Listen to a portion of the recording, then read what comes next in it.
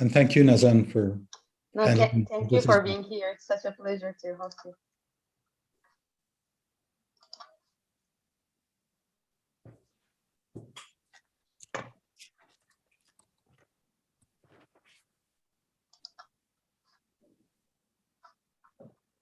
Hello, this is Nazan Bedirhanoğlu. I'm a postdoc fellow at Wesley College in the United States. I would like to welcome you all to this event organized by Kobani University. This is part of a series of panels with international scholars that show solidarity with Kobani University. The first lecture was given by Slayo Zizek, and it was very well received. I'll just give brief information about Kobani University. The Kobani University has been established in late 2017. Following the ISIS attacks to the city of Kobani in 2014, the legendary defense of the city became a symbol of resistance all around the world. Once ISIS was defeated in 2015, the idea of a university was conceived despite the lack of infrastructure. Now this very young university has two main schools, the School of Natural Sciences and Literature, in addition to a vocational school for laboratory technicians. Currently, the school hosts hundreds of students and dozens of teaching faculty with plans to introduce new students. Today, as part of the series, Eric Fassin will give a talk titled Democracy and Minority Politics, Gender, Race, and Intersectionality. But before him, I would like to present you Suzan Kasım, the Vice Co-President of Kobani University.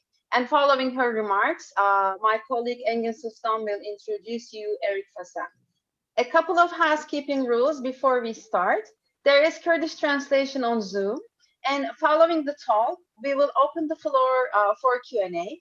If you could write your questions in the chat box in the Zoom, I will narrate them for Eric to address. And we also hope this to be a dialogue between those who focus on the genealogy movement and Eric Fassin as well. Without further ado, I will leave the floor to Suzan Kasım, who is connecting us from Kobani University, and they have students and faculty and staff in the room. So without further ado, Suzan, the floor is yours. Thank you so much.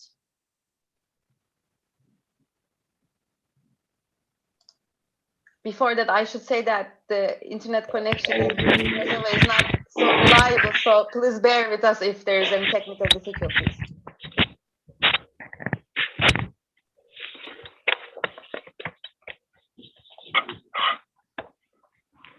Good morning, Good evening, everyone. On behalf of the co-presidents, staff, students, and community members at the University of Kobani, let me welcome you all to today's historical lecture. I'd like to extend our special welcome to Professor Eric and thank him for accepting to give today's lecture. Just a few years ago, our homeland Kobani, the small and remote city in the north of Syria, became a symbol of resistance and courage, and it is now well known all over the world. Furthermore, once Kobani mentioned, one should never ever forget the fact that Kurdish women have played a courageous role in struggling against ISIS and its remnants. To put things differently, women are no longer slaves. They shatter all the chains that hinder their progress. Therefore, they have taken their role in all aspects of life in making decisions. The myth of ISIS, one of the most vicious military groups on the face of earth, was destroyed here in Kobani in 2015. It was a fierce war. Our heroes, like Yapagi and Yapaji, fought a brave fight, and they are still fighting against ISIS, jihadist groups, and the Turkish occupation forces. After this historical victory, there was a massive devastation and a huge destruction. People have done their best to rebuild their city by themselves. They don't count on anyone. The city has faced a lot of challenges. One of the crucial challenges has been to rebuild the education system. It suffers from the severe lack of staff and proper infrastructure, but we did not stop. We did not surrender. In 2017, the University of Kobani was established. The start was humble, and our teaching staff, to some extent, had not the required academic level. Year after year, our university made a relative progress, and we do our best to make it equal to university around the world as much as we can. And today, we are pleased to host the intellectual Eric. We hope this is a beginning of an ongoing collaboration and cooperation with academics, intellectuals, and university all around the world.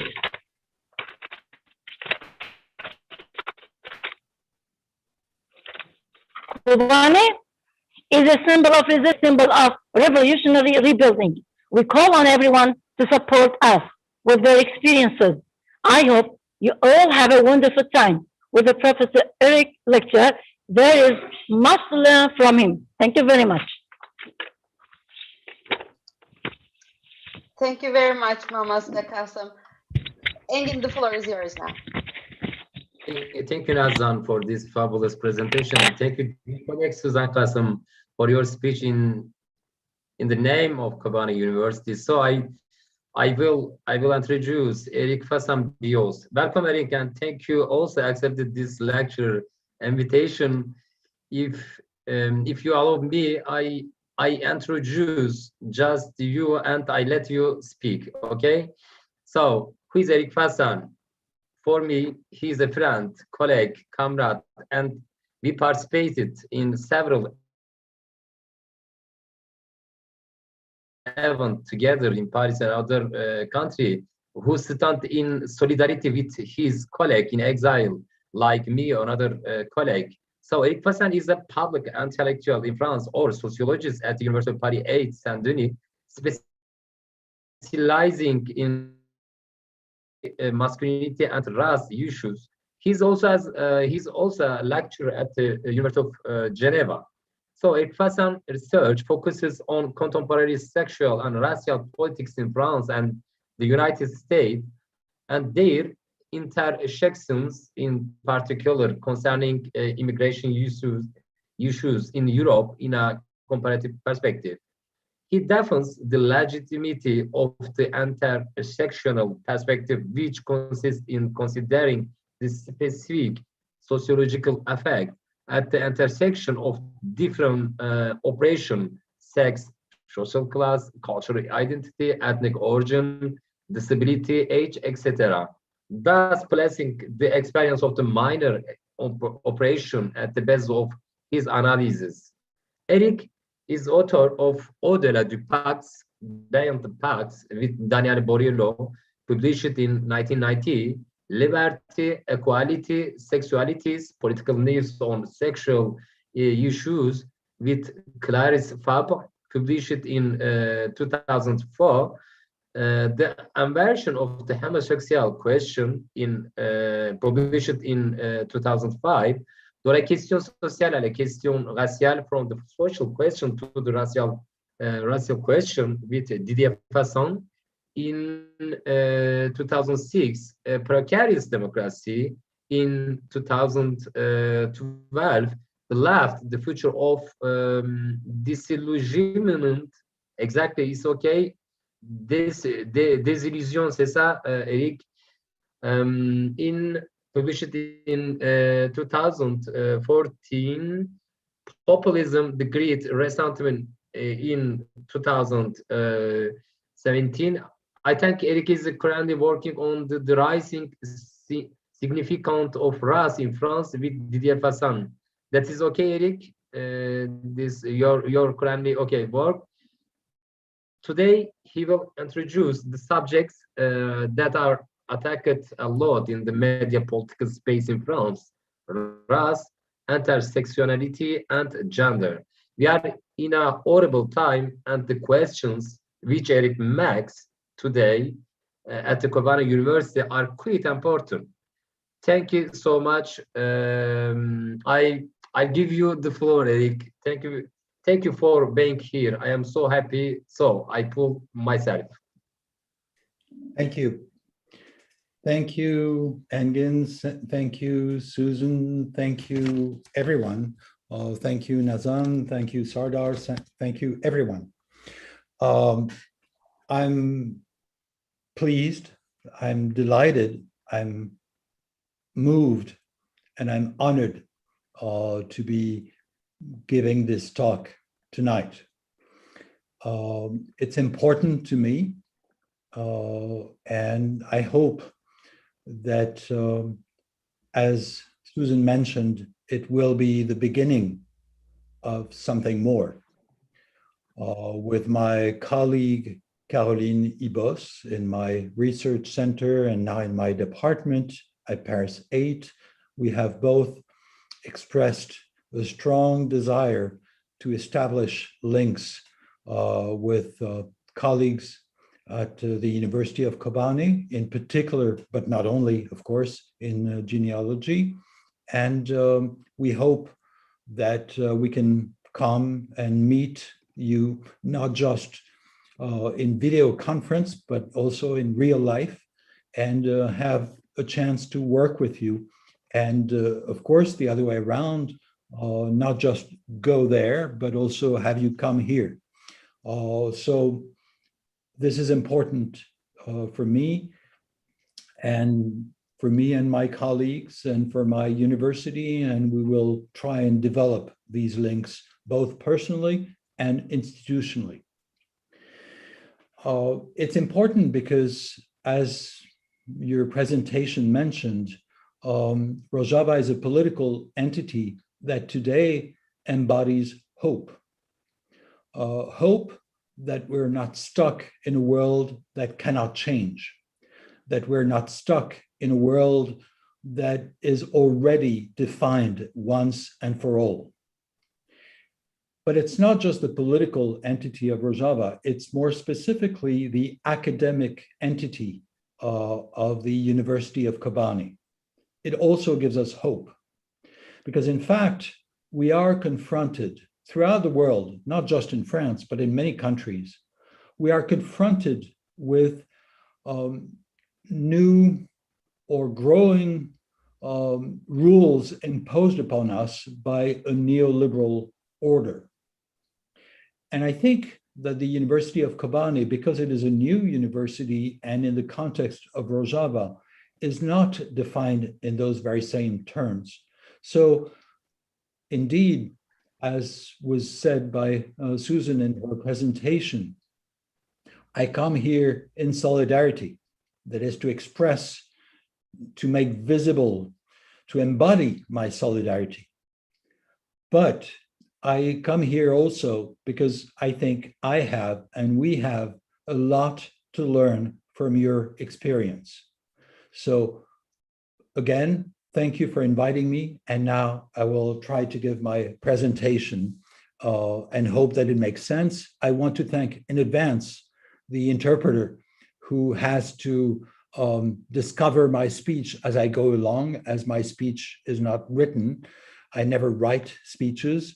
I write articles or I give speeches, but when I give speeches, there's no written text, which makes it difficult, I think, for the interpreter. So I thank him very much. Engin mentioned that I published a book in 2012 called Precarious Democracy. The argument in that book, based on the Sarkozy years in France, that is the presidency of Nicolas Sarkozy, the argument was twofold. First, the idea that by nature, democracy is precarious. This may go without saying, but in France, people have been used to thinking that, of course, we're a democracy. Of course, we're a democratic society. What we see now, and this is the second meaning of precarious democracy, is that democracy is never safe, not even in France, not even in the US, not anywhere. Democracy is a constant struggle.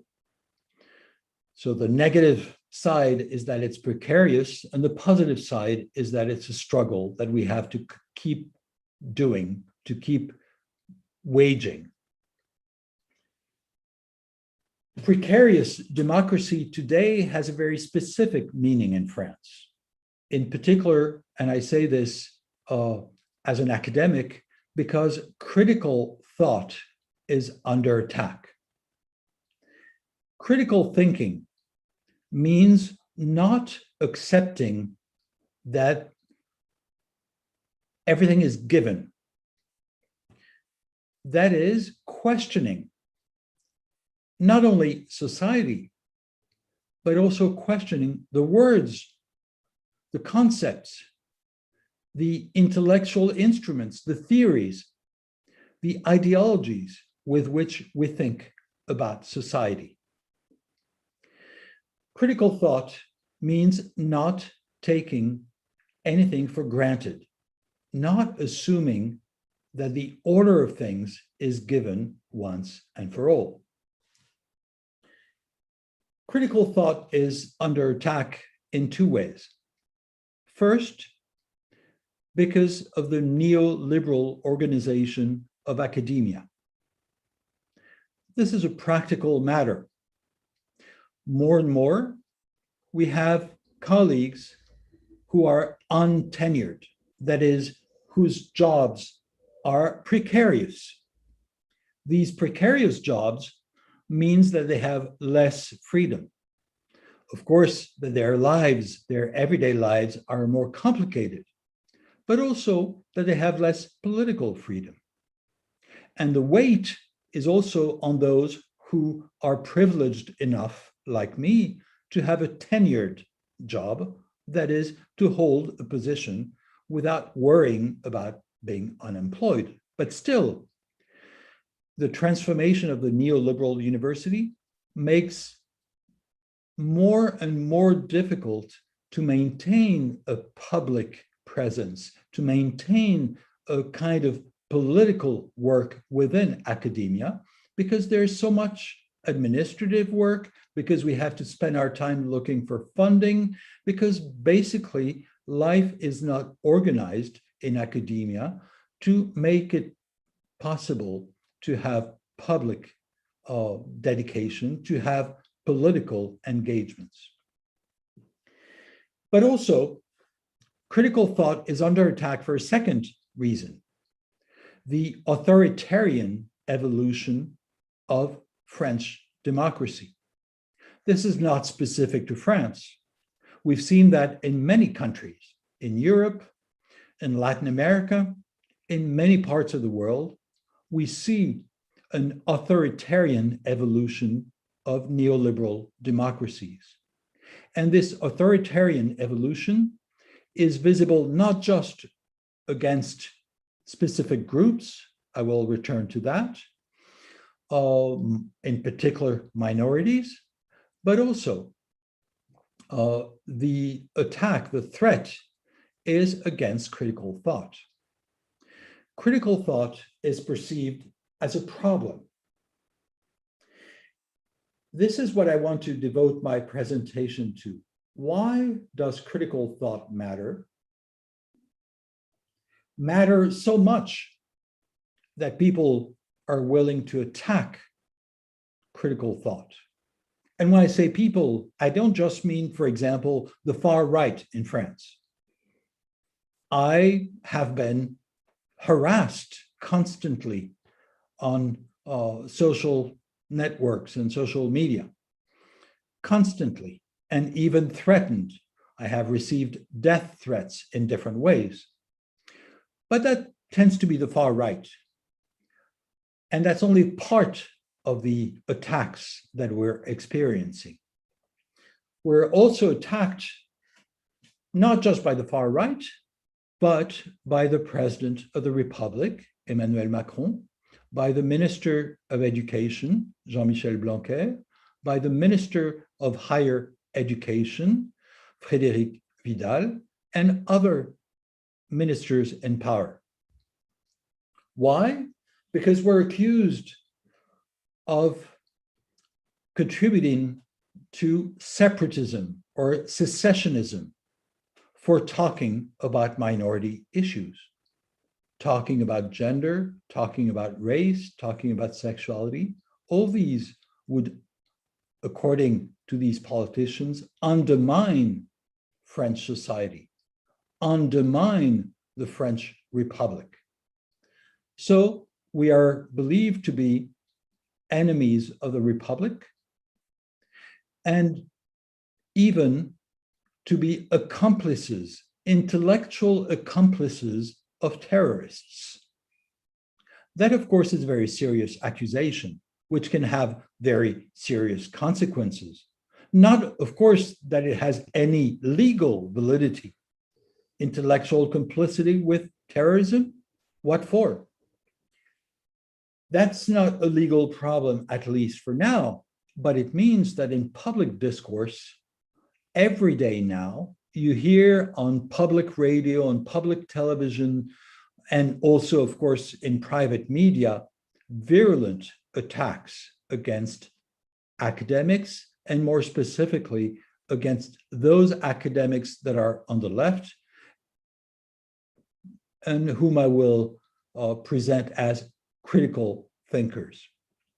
Critical thinkers are under attack both because of the neoliberal evolution and because of the authoritarian evolution of French society and French democracy.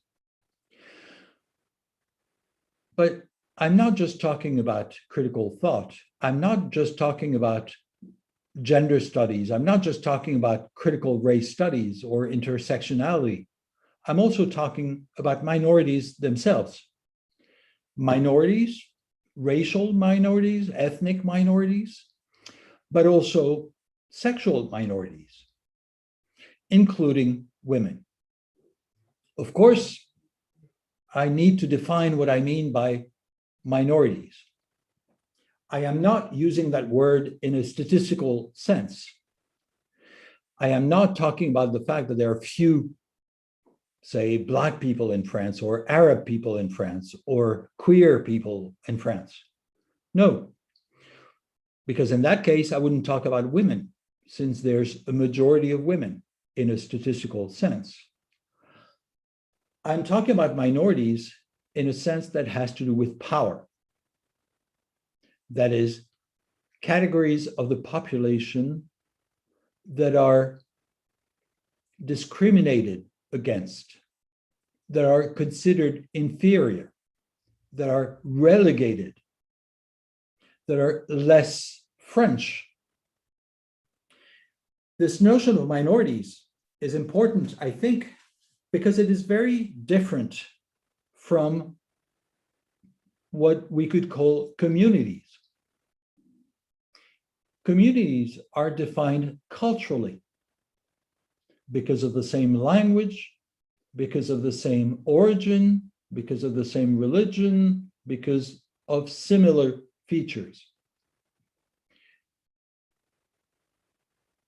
If we're talking about a minority, maybe the people who belong to that minority don't have anything in common except discrimination. Black people in France, they have very different cultures.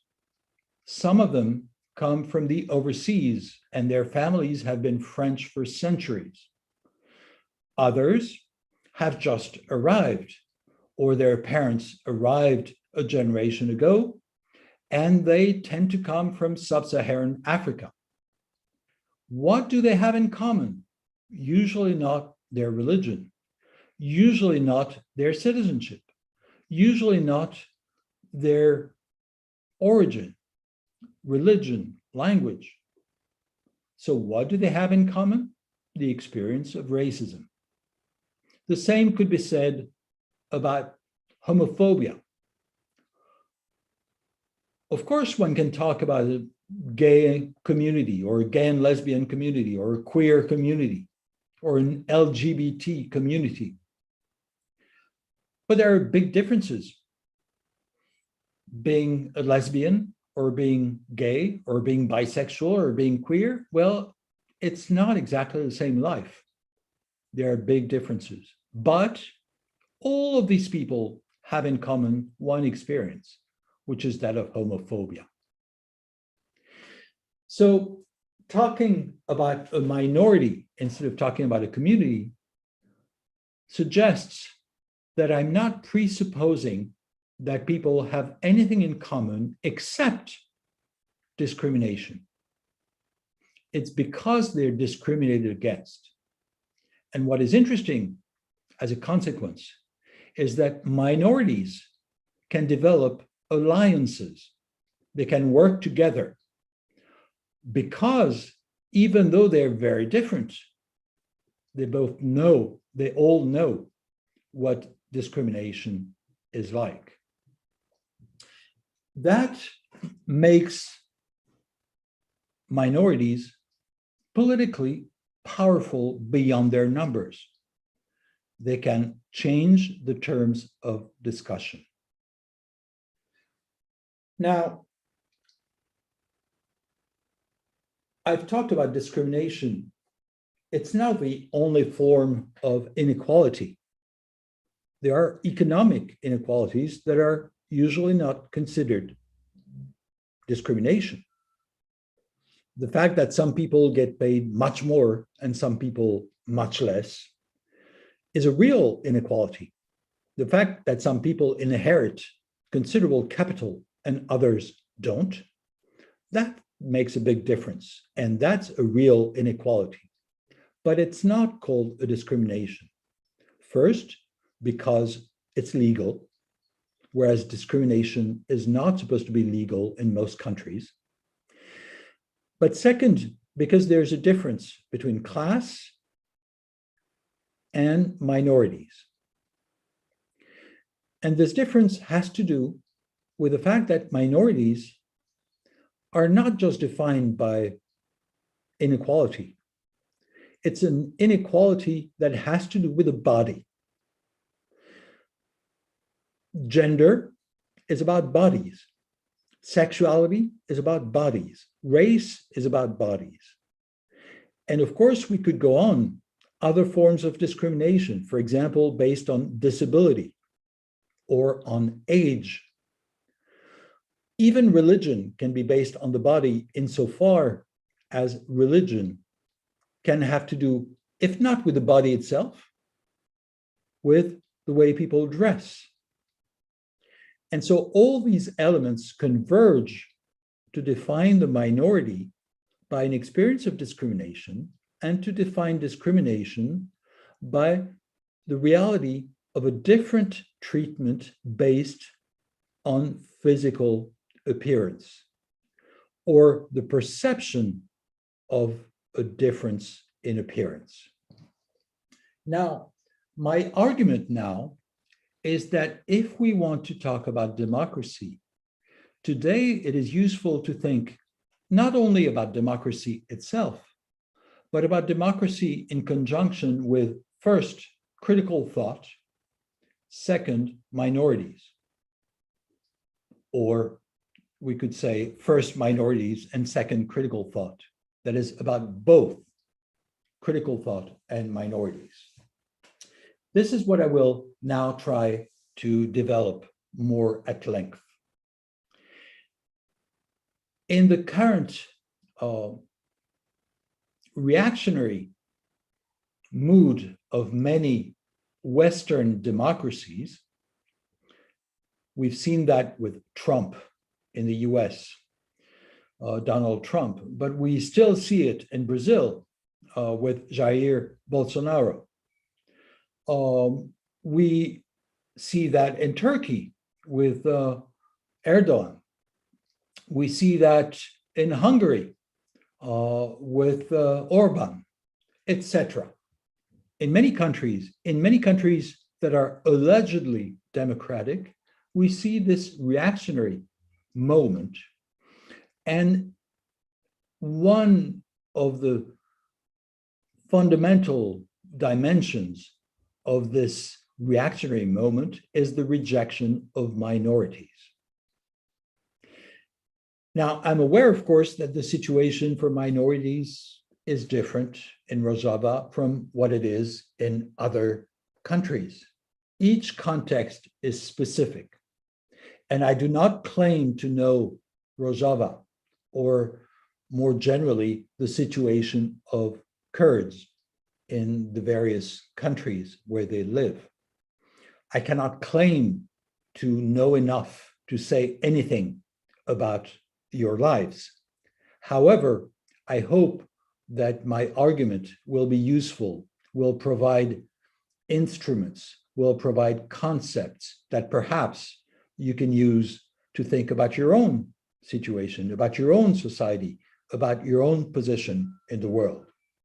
That, I think, is the justification for our international discussions. We live in different contexts, but we live in the same world. So, of course, each context is specific, but the logics are sometimes quite similar. It's this tension between similarities and differences that I think is the essence of an international discussion. Now, this moment is, I think, a moment of precarious democracy, as I said before, because the traditional liberal argument about democracy was formulated in particular by a Frenchman called Alexis de Tocqueville. And Tocqueville warned in his book, Democracy in America,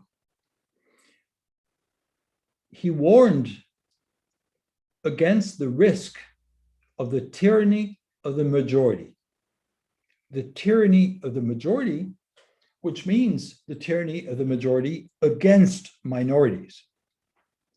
He was not necessarily thinking of ethnic minorities or sexual minorities, even less, but he was thinking of political minorities. However, today, what we hear in France, what we hear in the US, what we hear in quite a few countries is a reversal of this famous phrase by Tocqueville. Conservatives, neoconservatives, reactionaries, and sometimes fascists talk about the tyranny of minorities, as if minorities were in power, were imposing their will, imposing their language, imposing their ideology to society as a whole. This is why we've had in the last couple of years big discussions in the media about cancel culture, and cancel culture is presented as a left-wing intolerance. Another phrase that has been used is left-wing Mccarthyism. You know that Mccarthyism in the 1950s was this right-wing movement against communism in the US, with a real witch hunt against, for example, filmmakers, but also against all kinds of people who were on the left and therefore considered to be communists and therefore considered to be un-American. Now, this argument about the tyranny of minorities, about cancel culture, about left-wing Mccarthyism, this argument that has been heard, that has resonated very powerfully in many countries, this argument can be reversed, not just to emphasize that in fact, of course, minorities are exposed to discrimination by definition, and therefore that they are not in a position to dictate to their societies their will. But more interestingly, I think we have to think again, why are minorities so central today in democratic battles, both for those who want to defend democracy and for those who want to attack democracy. In both cases, minorities play an essential role. And this is what I want now to investigate a bit more. But let me start with gender. The problem in gender studies that we're confronted with is threefold. The first problem, the traditional problem in France and in many countries, the traditional problem for gender studies is not being taken seriously. People think it's not really interesting, it's not really important, it's just about women, or possibly about gays and lesbians. And people say, let's not take this seriously. So the first risk that in particular generations of feminists in French academia have been confronted with is condescension. People being condescendent, thinking it doesn't matter, it's without importance. That's the first risk. There has been a second risk. In the years 2000, we've seen the development of an instrumentalization of gender, an instrumentalization of what I call, and I will explain this more soon, sexual democracy, for racist or xenophobic purposes. For example, in France, arguing that, of course, we, the French, are all for feminism, all for the rights of sexual minorities. Unfortunately, people keep saying, others are different.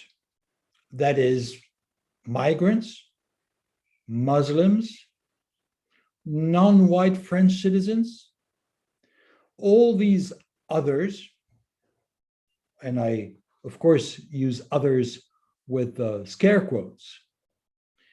All these others, we are told, are not like us because they do not believe in equality between men and women as we do, because they do not believe in the equality between heterosexuality and homosexuality as we do, or so we are told.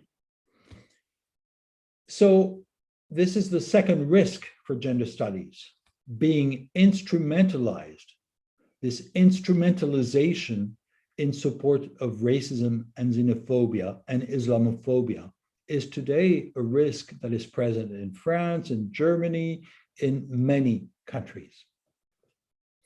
But the third problem, and this is the one that I want to focus on now, is the hostility encountered by gender studies.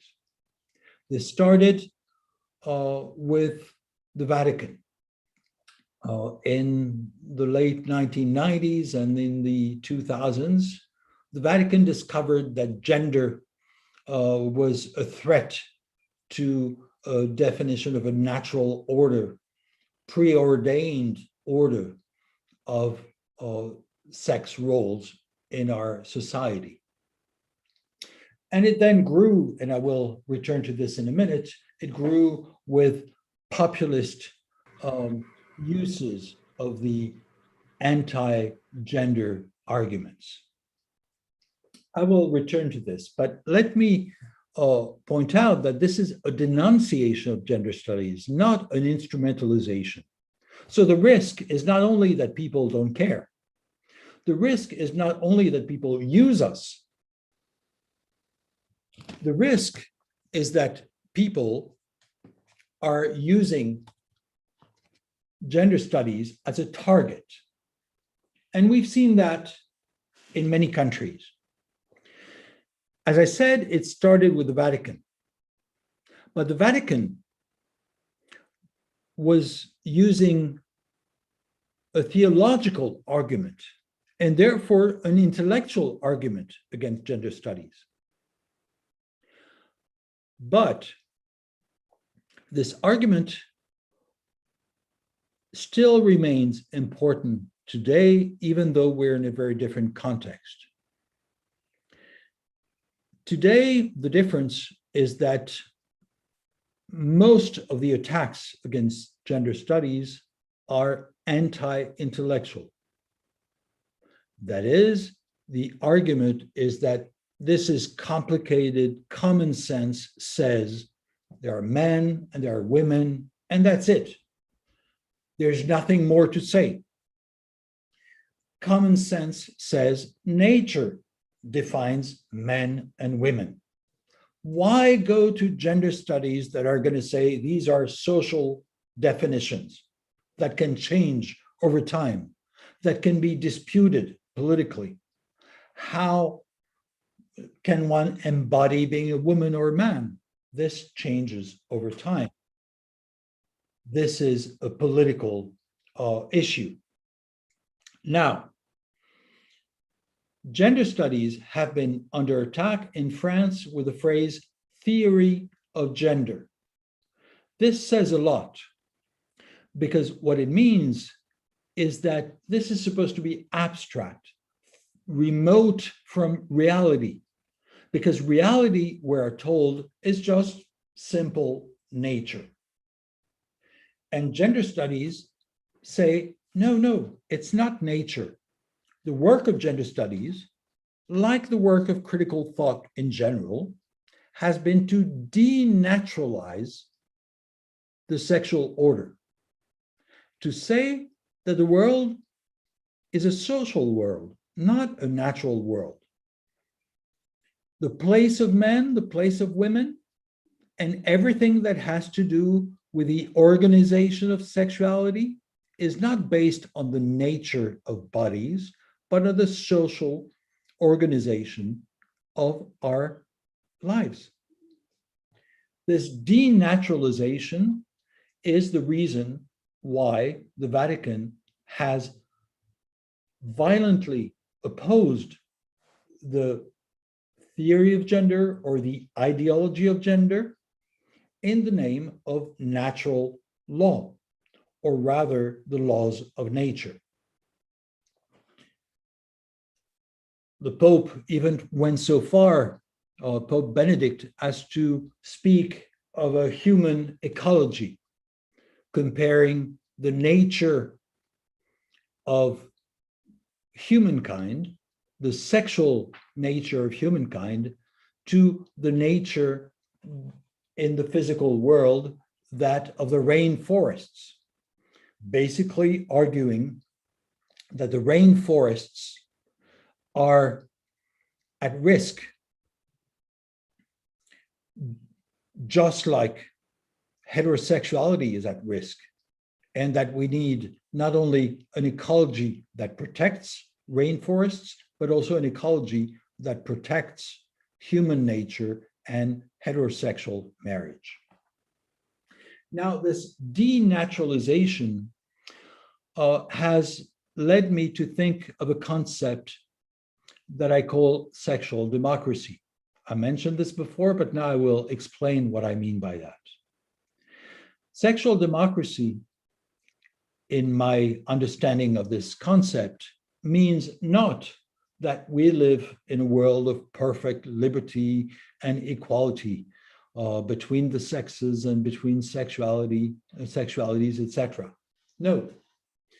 What it means is that we live, all of us, in societies today that claim to define the role of men and women, that claim to define marriage, family, that claim to define what's legitimate sexually, etc.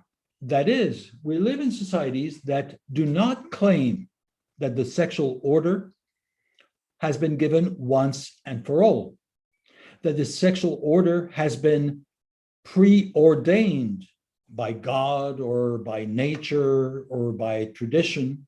No. Societies that I call sexual democracies says we do it. And this is what some religious institutions resist, saying, no, no, it's not us, it's given. It's given from above, from outside. We cannot change the world that we live in. This battle about sexual democracy, I think, is useful to think about today if we want to understand why there are these attacks against gender. But also, we shall see these attacks against race, etc. Why? Because sexual democracy has to do with democracy. Democracy in the most ordinary sense, in the sense of everyday rights. The idea that we define the world that we live in, that is, that it's not given once and for all by God or tradition or nature, means that the order of the world, including the sexual order, is a political order, which means that everything is political, that everything is to be debated, that even the Pope is just one point of view. He's making arguments, and feminists, such as Judith Butler, are making other arguments. So we do not have a truth, an absolute truth, a theological truth. We have historical truths that can change, that can be redefined progressively through political battles. Truth is not outside of history. It is not outside of politics. It does not mean that everything is relative. It's not a way of defending relativism. Truth is not relative. It is historical. This argument about sexual democracy helps explain why gender is under attack, why gender studies are under attack. It's because they say, gender studies say, we are responsible for the world that we live in. It's not just rules that we inherit. It's rules that we can redefine based on our principles, on our values, on our political battles. We have seen, for example, the definition of marriage change in many countries when it opened up to same-sex couples. That's one example, but there are many more. We have seen the place of women change in many societies, sometimes in a very short period of time. What was supposed to be the nature of women and the nature of men could change quite quickly. That means that nature appears just like an argument, not a foundation. That's why those who are conservative hate gender studies, because their world vision is based on nature, that is, that which cannot be changed, that which cannot be politicized. Now, this notion of sexual democracy is thus something that has to do with the democracy, because it says we define our own world. The same can be said about race. Critical race studies denaturalize the place of racial minorities in different societies. Racist discourse says you are where you are in society because of who you are. It's because you're Black that you're in that position. It's because you're an Arab, or it's because you're this and that. Critical race studies reverse that argument. The argument is, of course, some people are in inferior social situations, but the explanation is social. It's not because of what they are, it's because of how they're treated. So race is not about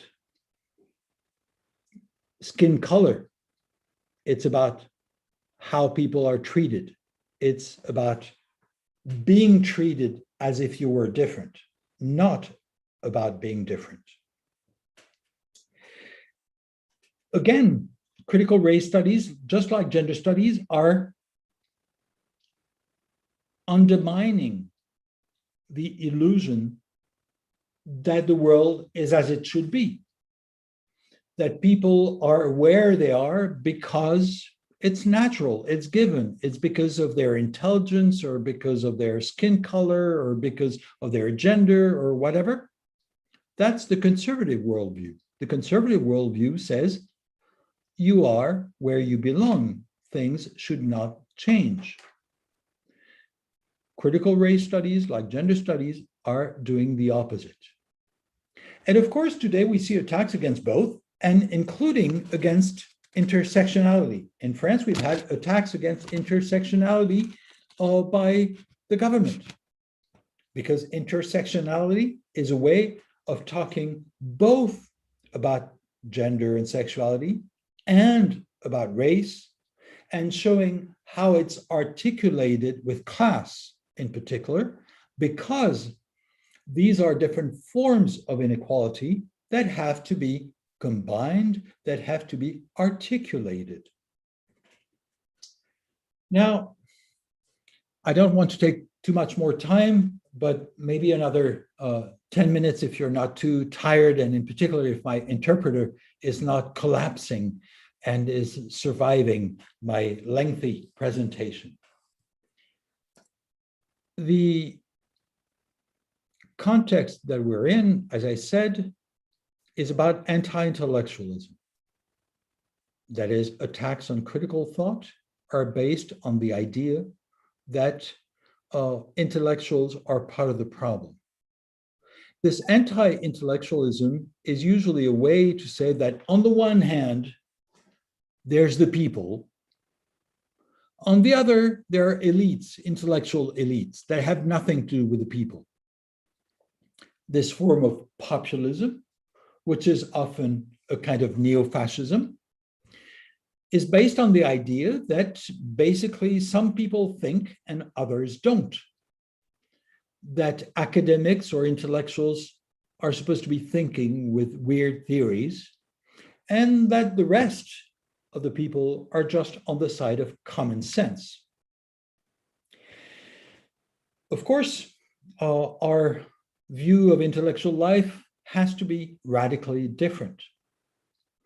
In fact, I would argue that anti-intellectualism forces us to think about the value of intellectual work. Why do we care about intellectual work? Why are you attending this lecture? Why am I giving this lecture? Why are we in a university setting? Because we believe that intellectual work has value, that thinking has value. Now, this could be elitist, this could be aristocratic, and this is what populists keep saying. These are just elites, cultural elites. But I think we have to make a claim for a democratic value of intellectual life. A democratic value of intellectual life means that the idea is not that you have very intelligent people, intellectuals, professors, etc., who are teaching people who are supposed not to be intelligent, who are supposed to be stupid. One lesson that I, like many, have learned from philosopher Jacques Rancière is the equality of intelligence in our society. The question is how we use it. So it seems to me that there's a fundamental battle today about intellectual life, which is to say that populists or neo-fascists or neoliberals in particular in the media What they want is to presuppose that people are stupid, that they're dumb. So they're talking down to people. They're trying to lower their level so that they can be on the same level as these stupid people. On the contrary, I think a democratic intellectual life says, if people are intelligent, what I'm trying to do is to encourage their intelligence, to empower their intelligence. This is why I think it is essential not to talk down to people. It is essential to share intellectual work, not to pour down intellectual work on ignorant people, but to think collectively. A democratic intellectual life presupposes that people are intelligent and that we can grow more intelligent together. That hopefully, when you listen to me, you feel intelligent. If I manage to do that, then I have succeeded. That is, I have succeeded in being what I would call a democratic intellectual. There's a second reason for this anti-intellectualism. It's truth. I think we live in a moment which is against truth.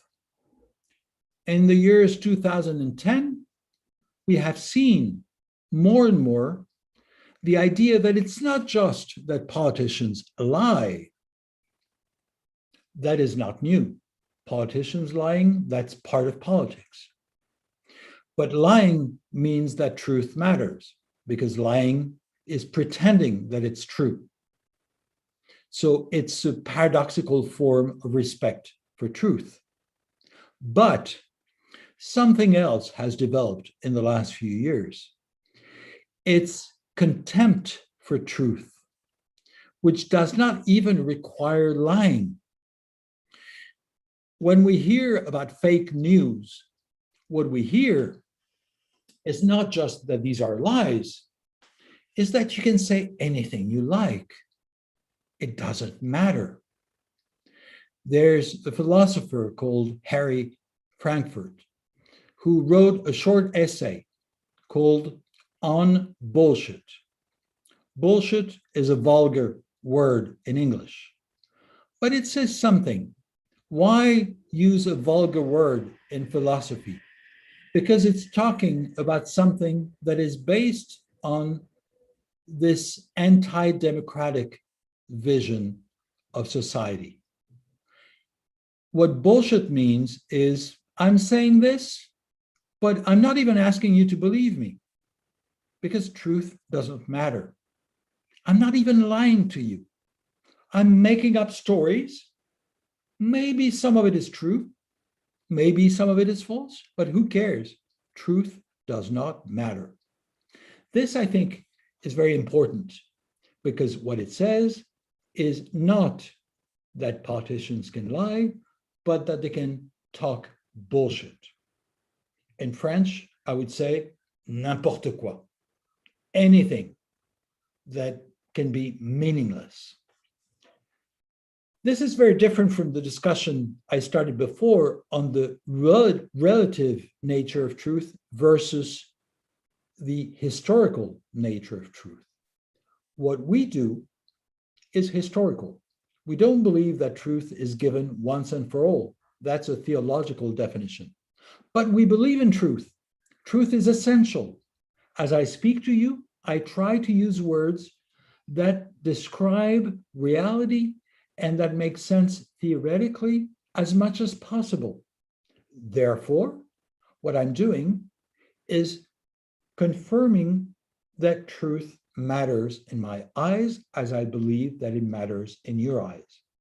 Not speaking bullshit, but trying to say something that is closer to truth, that is more truthful than something else, that is as truthful as possible.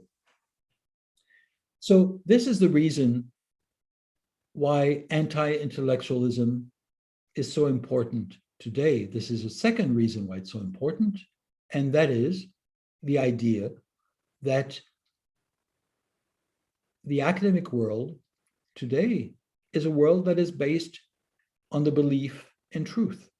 So undermining truth requires undermining academia.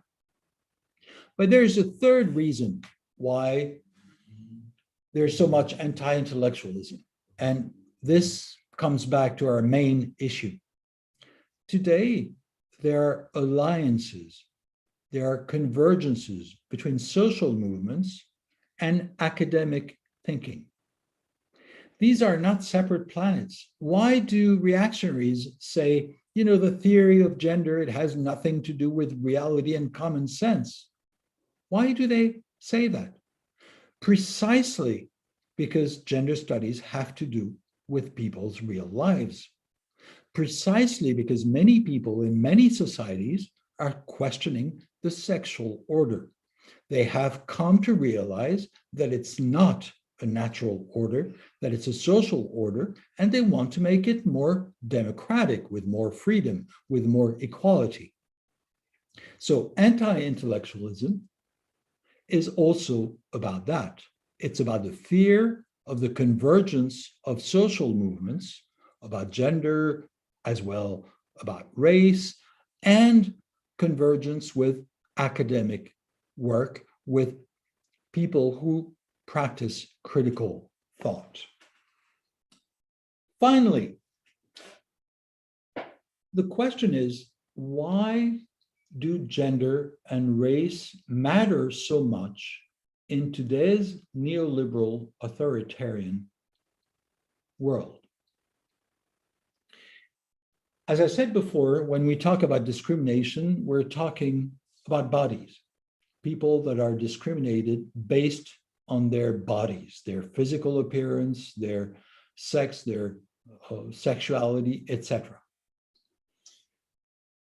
But I would also say that the politics of gender and race are today, both for those who claim these gender studies and critical race studies, but also racial minority movements and gender and sexuality minority movements, both for these and for their enemies, they all agree that it's about embodiment.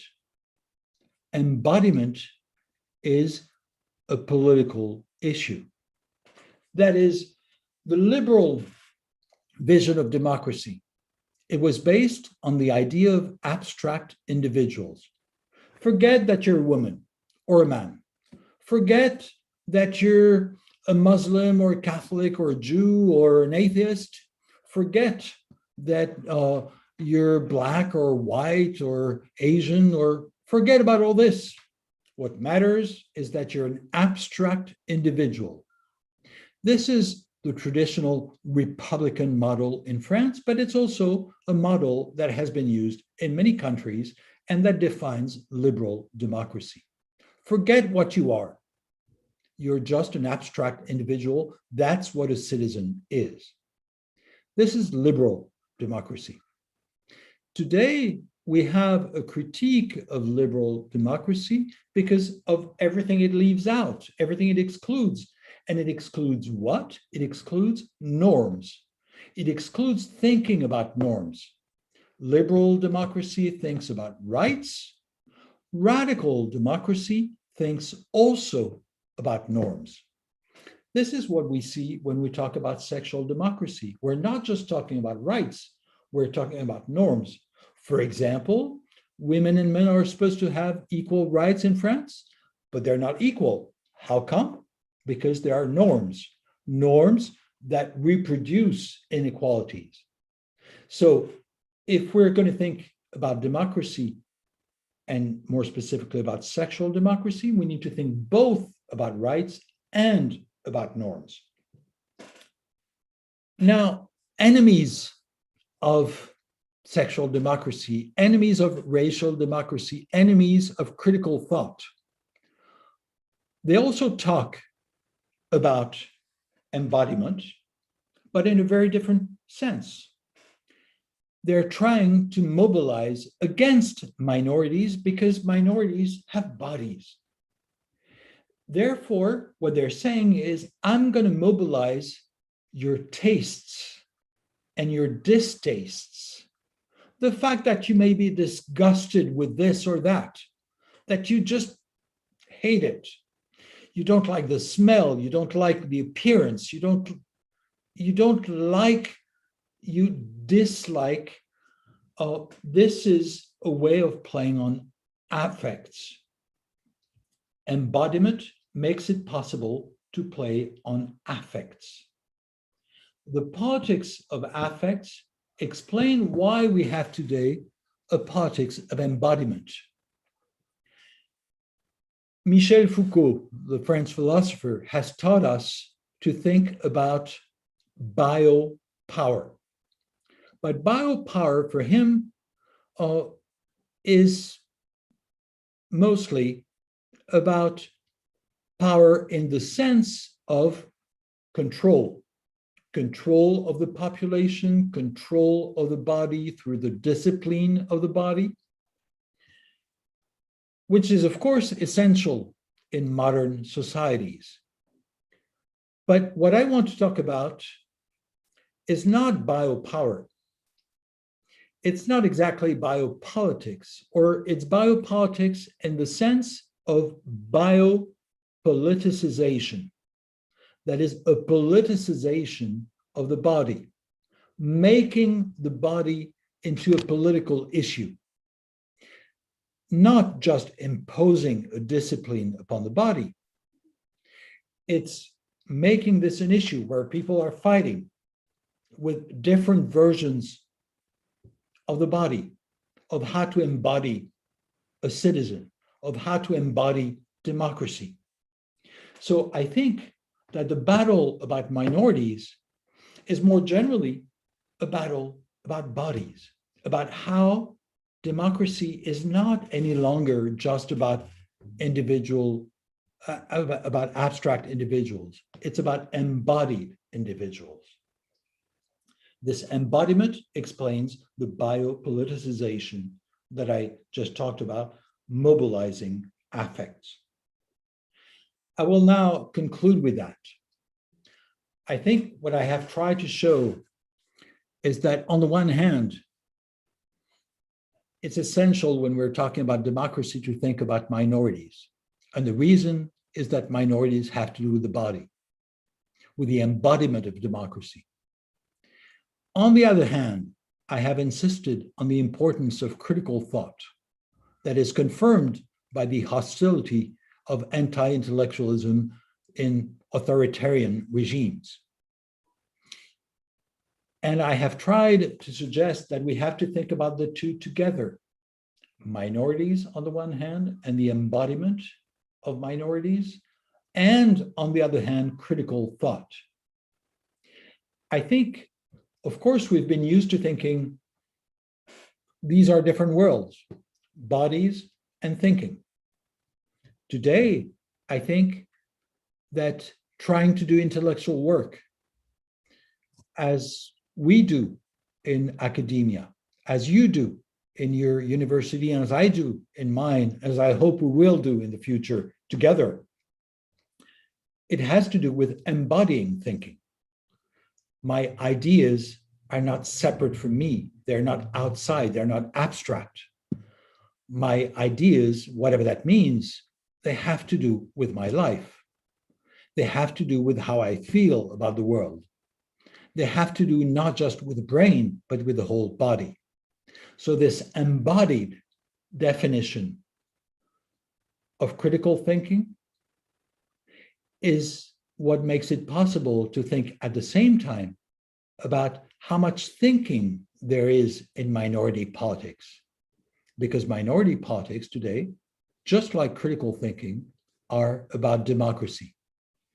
And with this, I will stop and thank you for your patience starting with our kind interpreter. Thank you so much, Eric, for this inspiring talk. So we have audience both in Zoom and in YouTube. I would like to say that in a bit, I will open the floor for questions. If you type your question either in the chat box in Zoom or in the comment section in YouTube, I will read them for Eric to answer.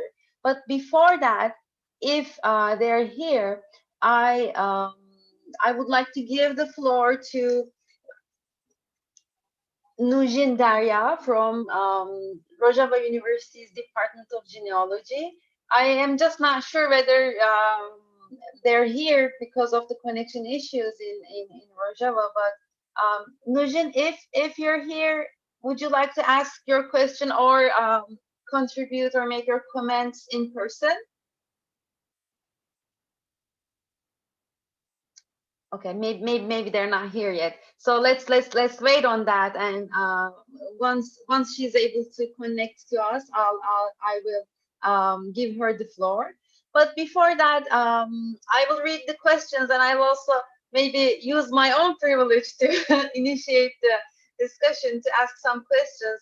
So you gave us an insightful description of precarious democracy, and we are also witnessing the emergence or the efforts to constitute a radical democracy in Rojava right now. So my first question is, are you talking about amending something? Are you talking about reforming what is already damaged, especially in Western democracies? Whereas there is another model over there in Rojava where people strive to constitute something from ground, maybe even from scratch, if you will. How do you see these two different trajectories? Do you see them in contrast to each other, or how would you reflect on this? Well, the first thing that I should say, and I've said it before, is I cannot claim that I know Rojava. I try to learn, but I want to be careful not to speak as if I knew. The second thing is, I'm not looking for an ideal democracy in Rojava. Maybe it is, and it's wonderful if it is. What I'm interested in is people experimenting, trying things. And I think this is what we need. Perhaps in a country like France or in a country like the US, we've been used to thinking that we knew what democracy was about. And so maybe people haven't been careful enough to question what it means. So what I would say, and again, I don't want to, especially since I'm talking here in Rojava, I don't want to sound like I'm saying Rojava is paradise on earth. I think that would be irresponsible because from what I understand, things are not always easy. But precisely what it says is, in a situation that might seem to be the most difficult, people are still able to invent things, to create things, to do things that are new. And that is a source of hope, as I said early on when I first spoke. For me, then what I hope is that we can exchange ideas, that we can exchange experiences. I do believe that I have a lot to learn from people in Rojava. I hope that people have something to learn from me as well and from my colleagues. it's through this exchange, I think, that it will work. That's how solidarity works. Solidarity is not one way. And I don't want to have it one way in a condescending way, sort of coming with my knowledge or whatever, but it would be equally a mistake, in my view, to just turn things around and so be very humble and say, you guys know everything and I don't. That's not how it works. We have something to share. And finally, what I think is that democracy, if it is precarious democracy by nature, means that it's always about struggling, fighting. It's not a state of affairs.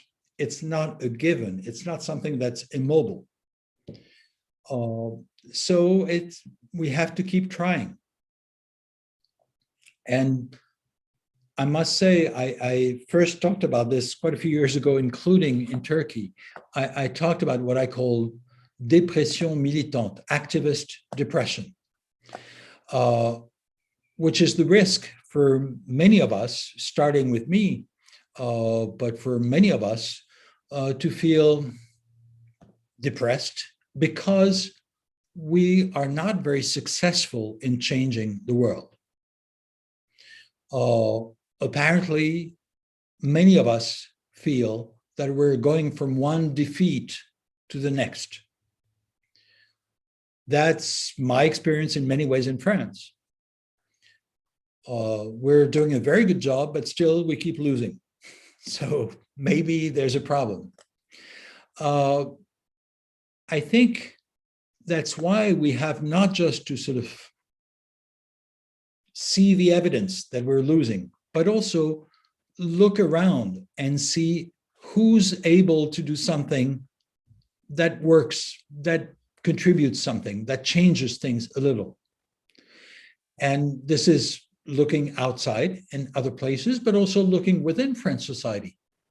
For example, both sexual minorities and racial minorities have managed to gain ground in the last generation.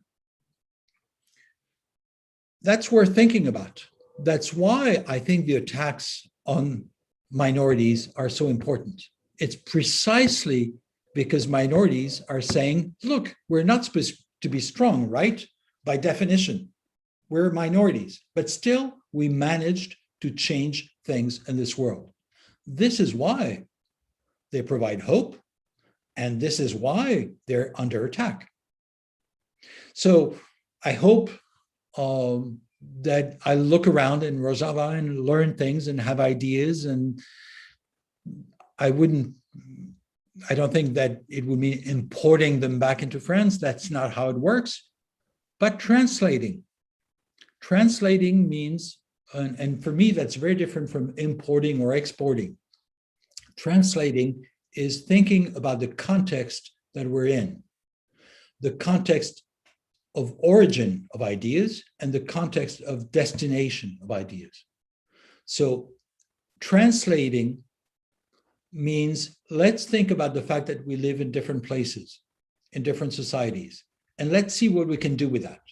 Importing means forget about that. I'm just sort of shipping the goods.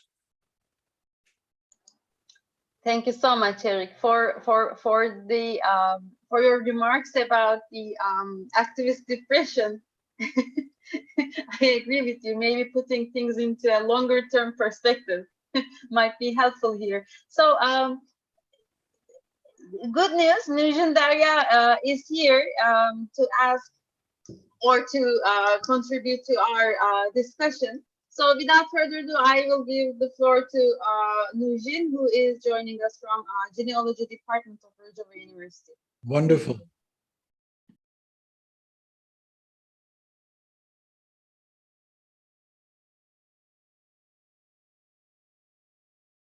You are unmuted. You are muted. I mean, if you could unmute yourself. Okay. Okay. Yeah, so good evening and hello as well from here. First of all, Eric, thank you a lot for your very interesting contribution. many of the topics that you were mentioning are as well part of genealogy, part of researches of genealogy, part of discussions of genealogy, and in one way or another. And so it has been a very interesting contribution. It will be as well very interesting to continue the discussion on this. And we had a few also questions or maybe remarks to what you have been saying so far. So one point was you mentioned that gender studies, for example, is very often diminished as not a real science, for example, but rather political or ideological. And the same counts a lot of times for genealogy, for example. Like also genealogy, often is not perceived as a kind of real science, for example, because exactly in genealogy, we are trying exactly to kind of overcome this a distinction between the theory and the practice, the distinction between the knowledge of an elite somehow and the knowledge of people of everyday life and so on. And we are trying to make this connection in practice, in thinking, and in a connection that we actually develop between each other as well. As well, we see knowledge, we see science as something that is integral part of the struggle for freedom, in fact.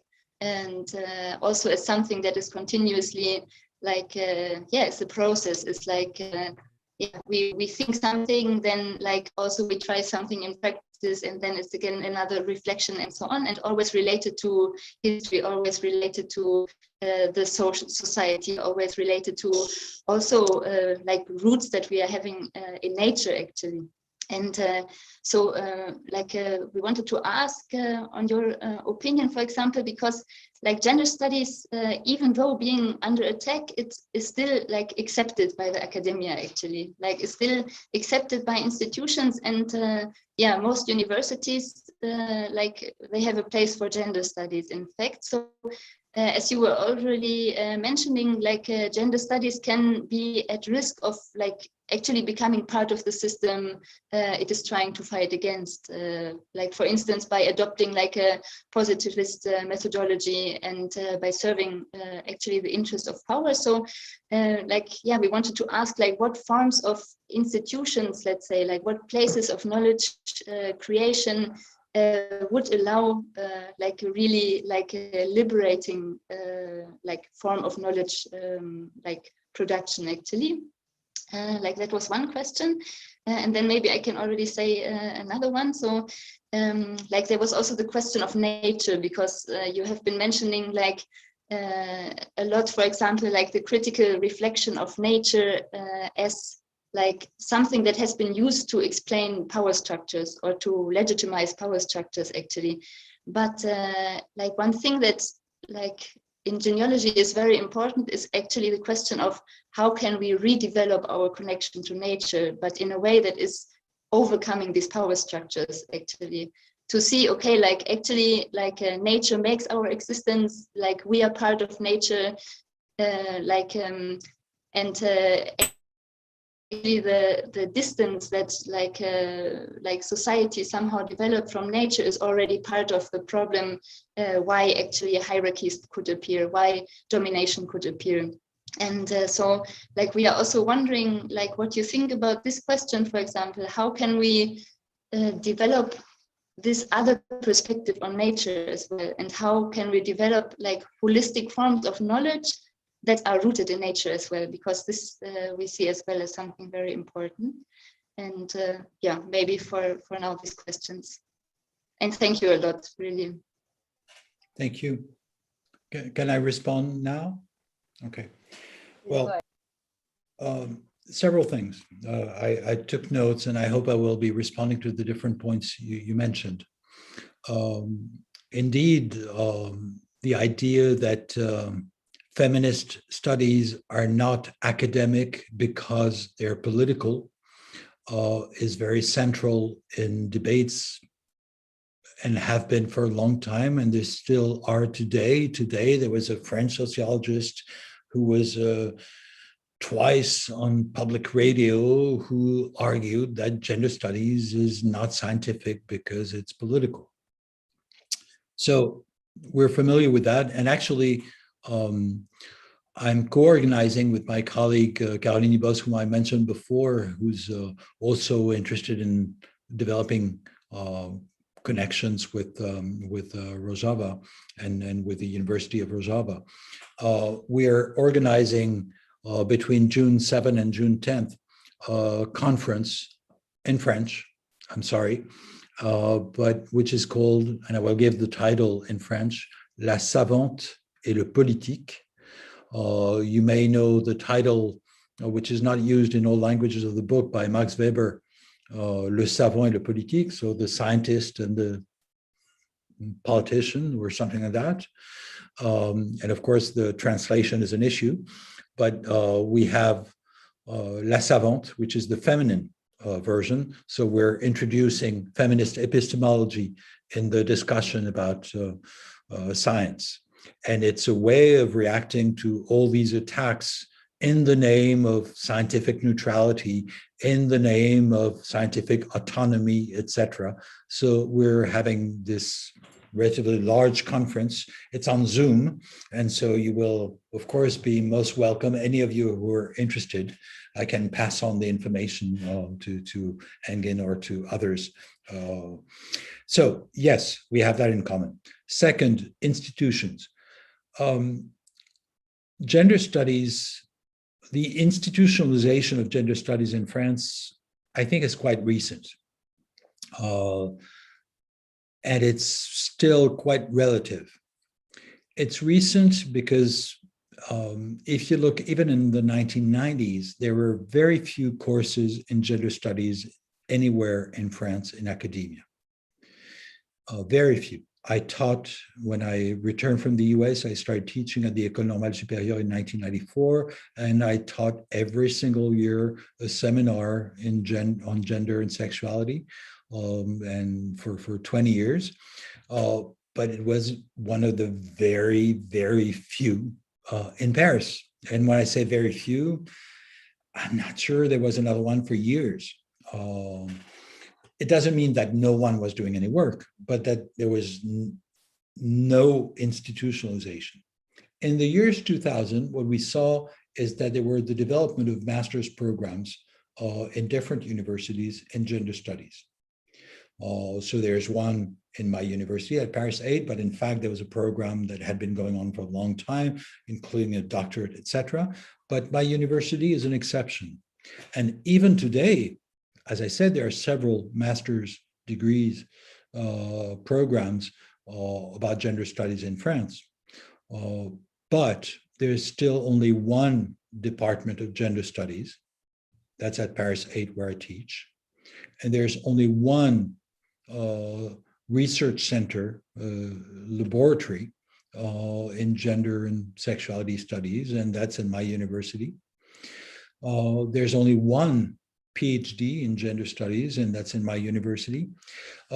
So we should not exaggerate the institutionalization of gender studies. It's still marginal. And the fact, when I say it's in my university, it's not because I want to brag about my university, although I'm quite happy to brag about my university, because it's one of the very few left-wing universities, and it's a working class university, and it's a university with racial minorities and with sexual minorities that are very present.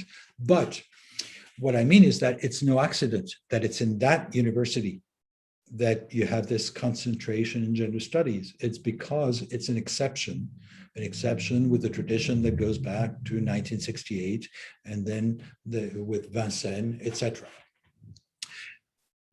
Still, you're right that there's a risk that gender studies can become something that is apolitical. So on the one hand, we can be accused of being political, but there's the risk of just the mainstreamization of gender studies that becomes something that doesn't change anything in the world. As soon as there are advantages, privileges, benefits accruing to gender studies, then you have the more mainstream version. basically, when everyone hates gender studies, you're going to only have critical gender studies. If people start saying that we're great, then we have a problem. So the problem of gender studies is we're not happy when people hate us, but we're not happy when they like us.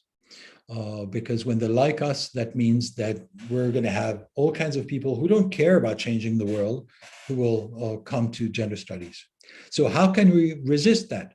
Well, there's no easy solution. I must say that there's one way that sort of forces us to be perhaps more radical than we would be spontaneously is students. So students seem to not accept this mainstreamization of gender studies and this mainstreamization of studies in general. So I'm not too worried at the moment about this risk, even though it's a real risk. You know the famous, the very important historian of gender, Joan Scott, an American historian. In 1999, she wrote, when there was the republication of her famous essay on gender as a useful category for historical analysis, in 1999, she wrote an essay saying that she was afraid that gender had lost its critical edge. And I think it's a real serious concern. But I think she would agree now, and this is something that I've talked to her about, she would agree that after Trump, it's difficult to say that it has entirely lost its critical edge. And she would agree that in France at the moment and in many countries, the main fact is attacks against gender studies. I've been participating in developing an international network called l'International du Genre, the Gender International, a very ominous name, which says something about the threats against us. So yes, we have to be careful, but for the moment, the main thing is people hate us. That's it's not that they love us too much, as could have been the case maybe 10 years ago. About nature, I think you're quite right. And first, there are very interesting feminists who have been working on a sort of ecological feminism. This is not what I know best, to be honest. So I would defer to their expertise, which is much greater than mine. But let me say one thing about nature. In my usage of the word, my definition of nature, based on what I'm describing, that is, people who invoke nature to refuse change, to refuse politics, to refuse sexual democracy. My definition of nature based on that is that which is not historical, that which is not political, that which does not change, that which cannot change. So it's very different from biology or the physical world. I'm not talking about, when I say nature, I'm not talking about the body. When I say that basically the work of gender studies, just like the work of critical thought, is to denaturalize. I'm not saying forget about the body. I'm not saying forget about forests or about the physical world or about biology. I'm not saying that. In fact, I have talked about embodiment. That is, bodies matter, to use the phrase, Bodies That Matter is the title of a book by Judith Butler. Of course, bodies matter, but bodies are not nature. Bodies are bodies. Forests are not nature, not in the sense of that which is not historical, that which is not political. Basically, what conservatives are doing is conflating everything under the word nature. what we have to do is to disentangle, to dissociate the different meanings of the word. So, of course, one could easily say, well, but I want to save the word nature for positive uses. Why not? For the moment, I find that it's more useful to insist on the idea that we denaturalize, that is, that we're dispelling the illusion that things are natural.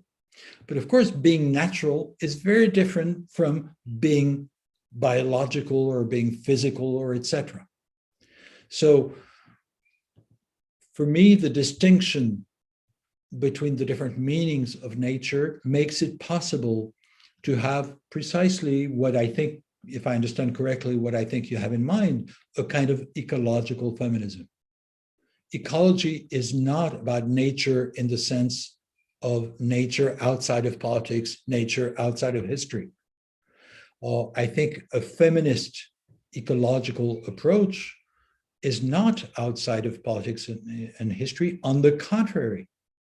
So again, I'm not a specialist of this, but at least I want to draw this distinction between different uses of the word nature.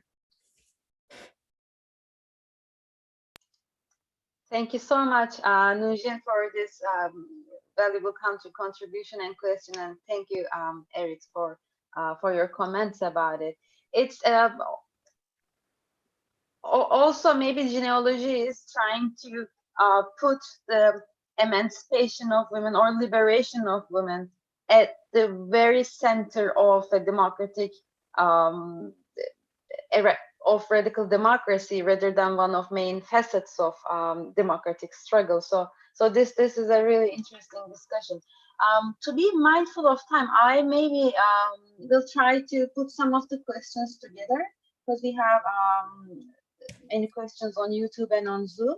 So one of the questions is related to the framework in which we consider or we contain the discussion of minorities, namely the framework of nation state and the larger framework that it operates in, the international system.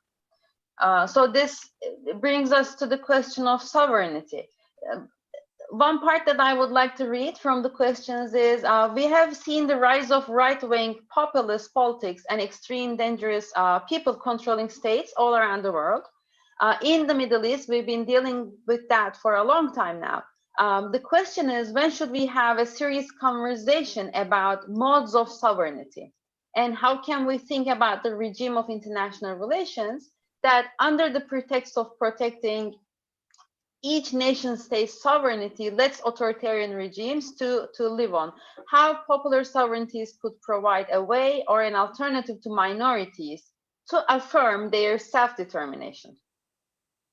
I know these are really large questions to operationalize, but we would really love to hear what you have to say.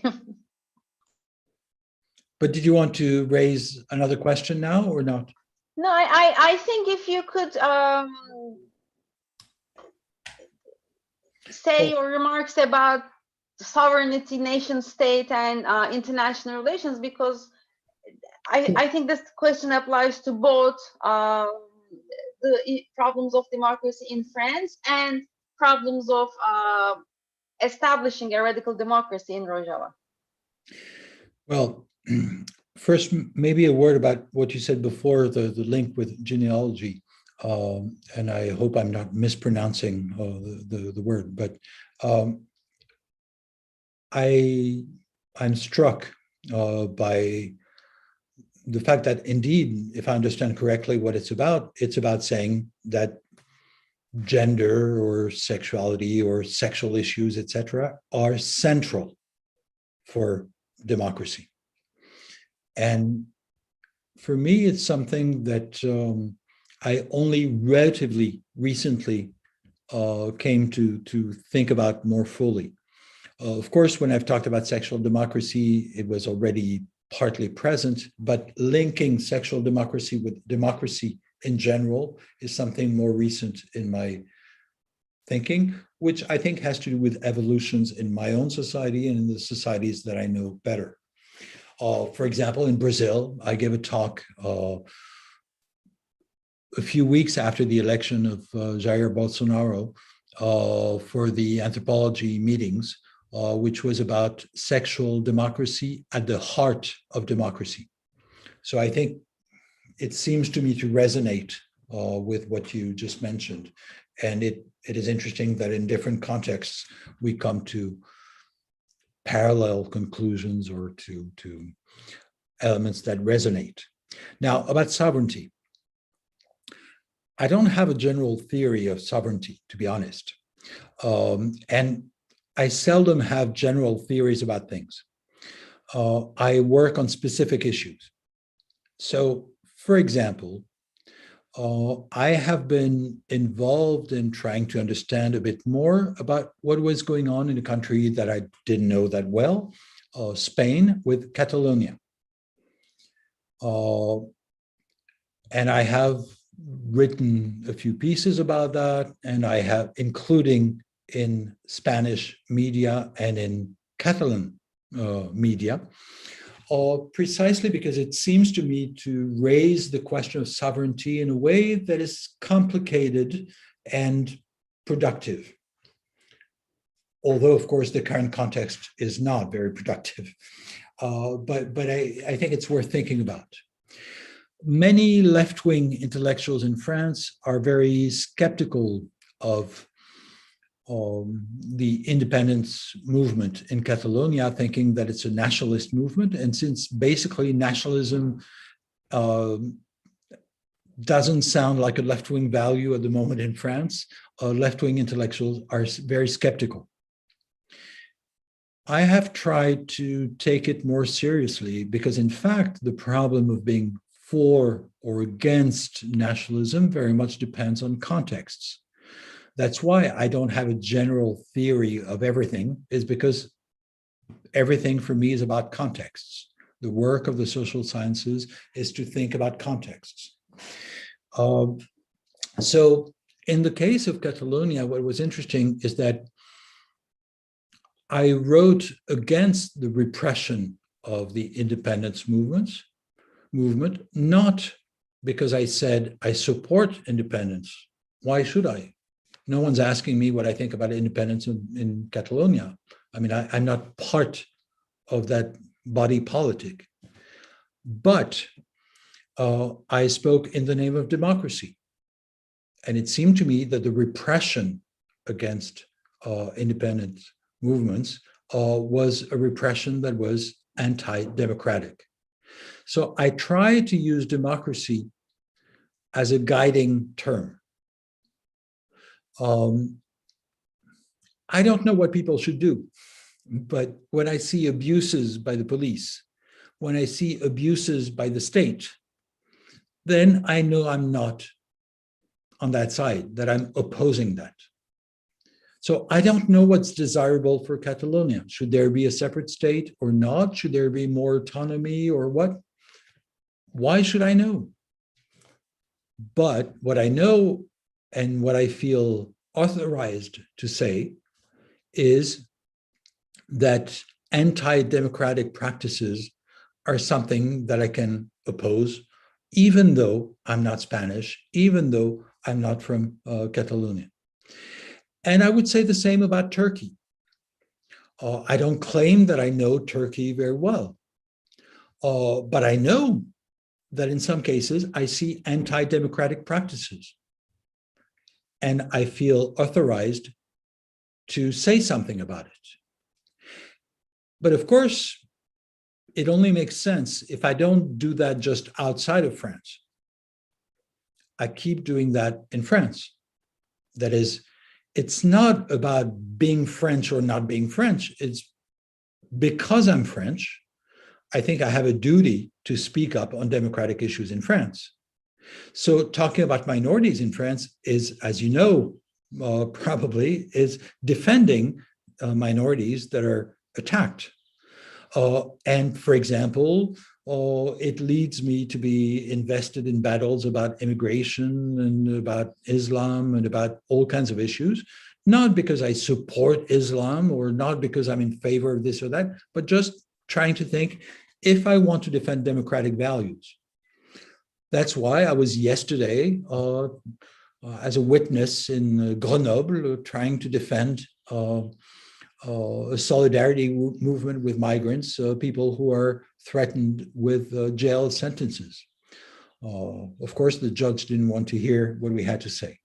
But literally what I mean is that I don't know in general, I don't have a general theory of all this, but I think we can start with cases where I feel safe in saying this is anti-democratic. This is against the rights of people, etc. So, of course, I would prefer a world order that is more just, that is more fair, that is, etc. I don't know what the world order should be like. What I know is what we can criticize, what we can hope to change, etc. So I may not have a sort of utopian plan for an alternative, which I'm not saying is not desirable, but maybe I don't have that.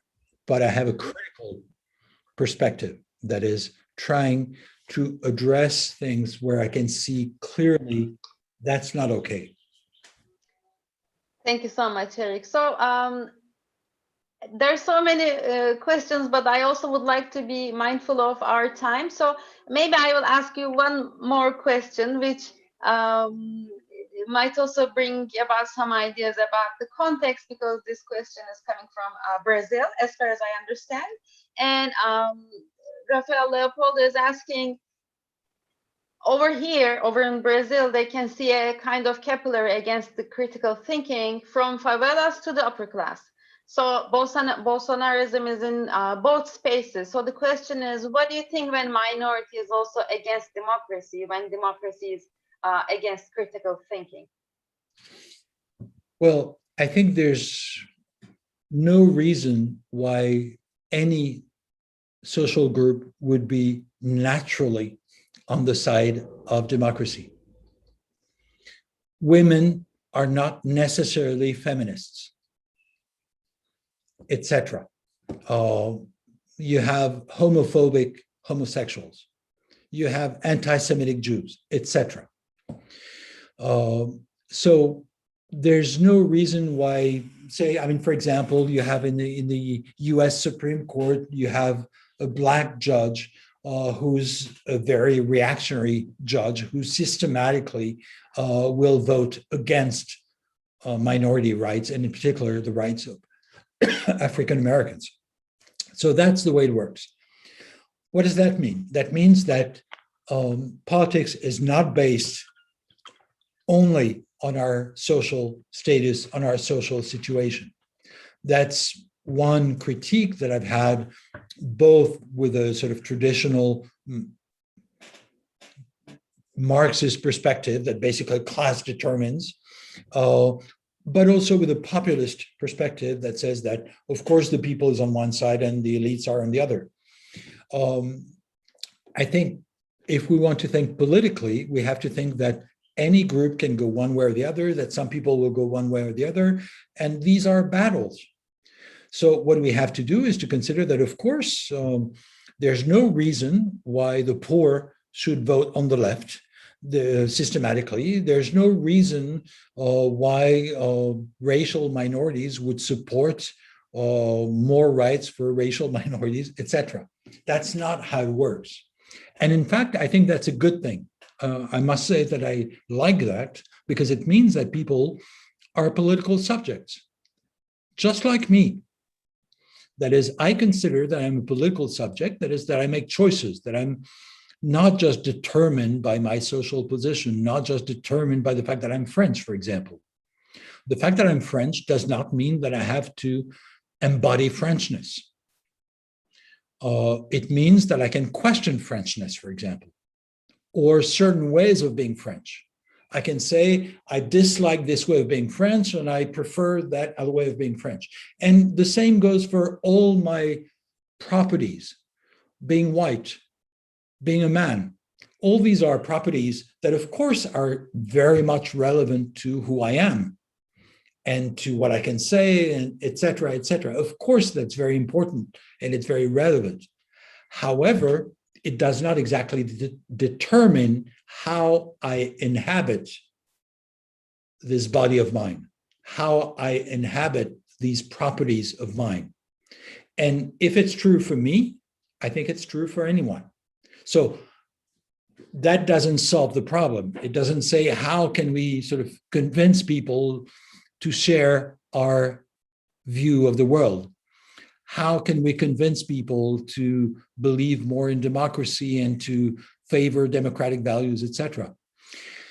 I think the way to do it, I mean, for example, in France, how come many people, working class people, have abandoned the left? Because the left was not on the left. Because basically the left was converting to neoliberalism. So how can we hope to convince people? By being consistent. That is, I think by embodying what we're saying in our practices. So, for example, how can we hope that more people will agree that feminism makes sense? Well, I think the way it works is that mostly women and sometimes men contribute to that by showing that it's desirable, that it's more desirable to be a feminist than to be sexist. And desirable in every sense of the term, including erotically. And this goes not just for sexual issues, it goes for everything. I think we have to work on making our politics more desirable. We don't want just the fascists to have desirable politics. We have to work on thinking, how can we show people not just that it's right, that it's just, that it's fair, but also that it's desirable, that it's more fun to believe in democracy than to believe in fascism.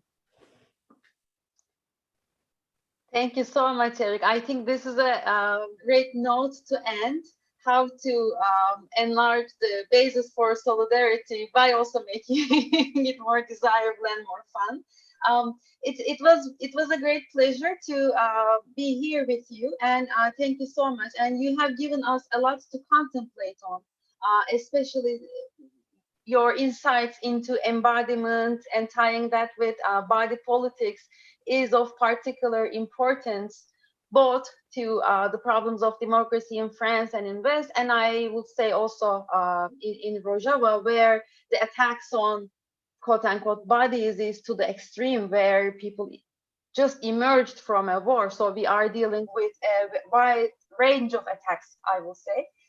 So thank you so much for this inspiring account, and thank you for showing your solidarity with our colleagues at Kobani University. Of course, special thanks goes to Kobani University for hosting this event and for joining us very late over there. For the audience at Kobani University, thank you for your patience also, and also Engin Sustam for organizing the event on behalf of Kobani University. It was my pleasure to host the questions, and I also would like to say that these series or events will continue, and there will be more solidarity talks and lectures coming from scholars from all around the world. I hope that we can have this ground floor to continue our discussion. And on this note, I